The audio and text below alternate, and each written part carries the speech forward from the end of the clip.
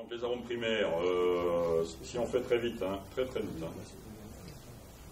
issus du cépage, donc de la variété, influence du terroir. Alors il y a des cépages dits aromatiques, Gewürztraminer, Muscat, etc.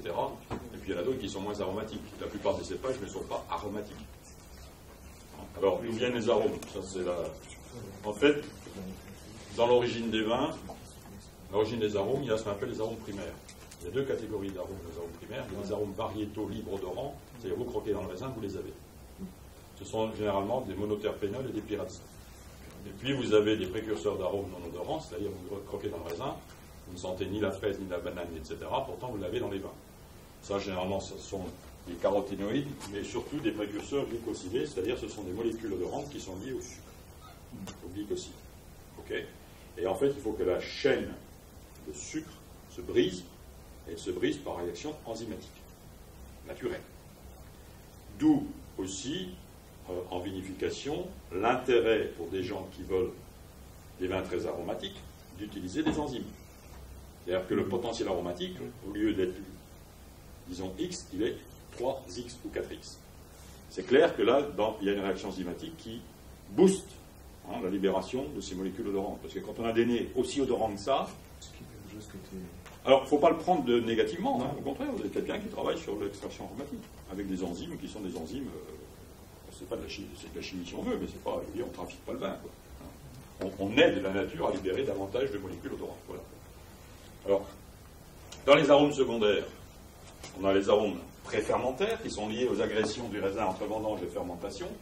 Alors généralement, c'est plutôt tout ce qui est le côté herbacé, hein, ou aldéhyde, etc. Il faut faire attention. Ça, c'est plutôt négatif.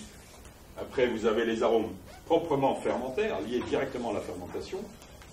Révélation des précurseurs d'arômes du fruit, c'est ce qu'on vient de voir. Hein, les enzymes qui vont libérer ces molécules odorantes. Voilà. Des arômes d'origine levurienne, qui dépendent du type de levure utilisée, de la composition du moule, de la température de fermentation. Quand on a des odeurs de ferment, vous savez, un peu croûte de fromage, etc. Alors bon, voilà. Et puis on a des arômes liés à la FML, fermentation de lactique, avec des notes beurrées et lactées. Ces arômes-là, en règle générale, ceux-là, les fermentaires, sont des arômes passagers. Arômes tertiaires, il y a plusieurs, c'est pareil, ce sont les arômes de vieillissement. Et là ça va recouper les questions que vous posiez. On a par exemple tout ce qui est notes de vanille, coco, toasté grillé, en général, dépendent de l'âge de la barrique, de l'essence du bois, de la chauffe et de la durée d'élevage. On est bien d'accord? Ça, ce sont directement liés au bois. Quand ça sent la noix de coco, la vanille, toasté grillé, c'est le fût. En général aussi, tout ça, épicé tout à l'heure. Ensuite, il y a des arômes tertiaires qui peuvent provenir d'un élevage oxydatif. Sautolon, noix, madère, rancio, curry. Pensez au vin de Madère, pensez à ces vins-là, puis pensez au vin jaune. Dans le Jura. Ce sont des notes liées à un élevage oxydatif. Et puis, vous avez l'élevage de conservation. Et là, c'est ça qui est important.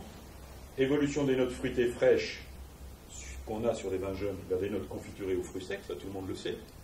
Mais évolution des notes florales fraîches vers des notes de fleurs séchées et de tisane, ça aussi. Et puis apparition de notes beurrées et mielées, et apparition de notes oxydatives. Alors, dans les notes oxydatives, on a tout le côté animal, humus, etc. Alors le bouquet d'un vin, en fait, et ça c'est important, et c'est là qu'on s'aperçoit qu'il va résulter de son terroir d'origine, composition du fruit, la maturité du raisin, le type de sol, etc., a une importance.